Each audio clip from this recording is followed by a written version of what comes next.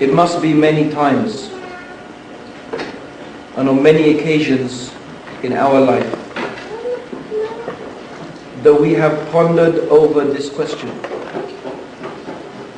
And we have thought about this question. Why are we here? What is the purpose of life? What is it all for? What is the reason for it?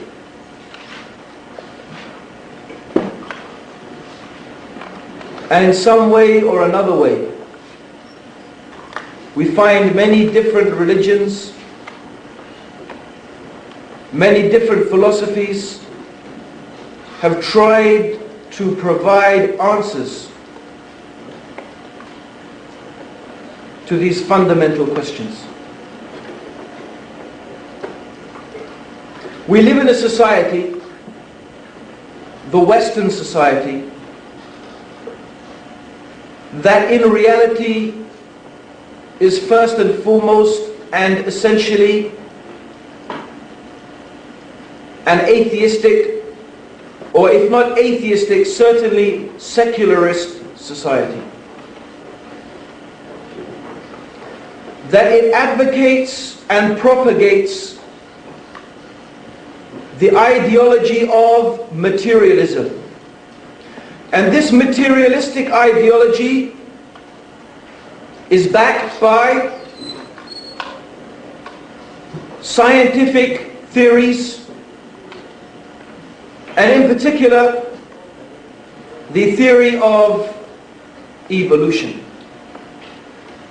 The theory of evolution tells us that we have our origin in and from a common ancestor with the apes. And this primate itself has evolved from other creatures which in the far, far distant past, everything had evolved from this organic soup.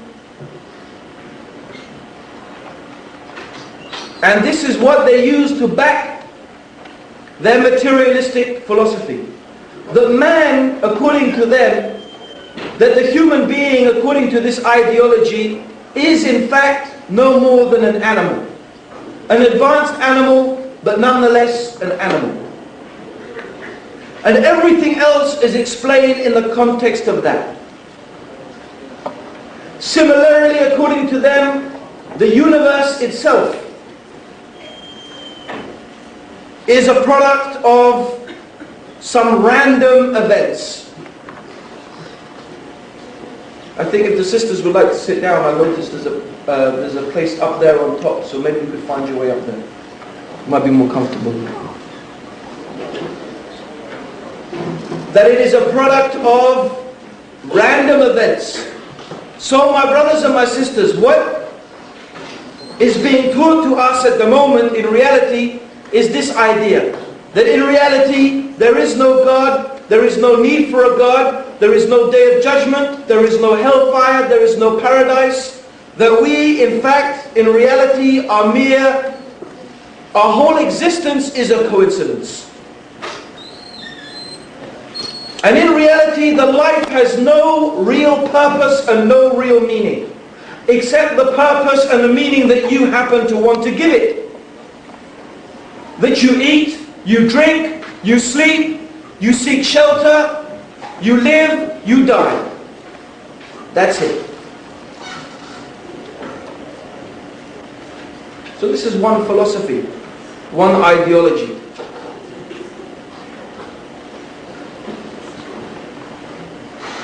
And atheism, perhaps for the first time in human history, atheism, for perhaps the first time in human history, has actually become what we could describe as a world belief system.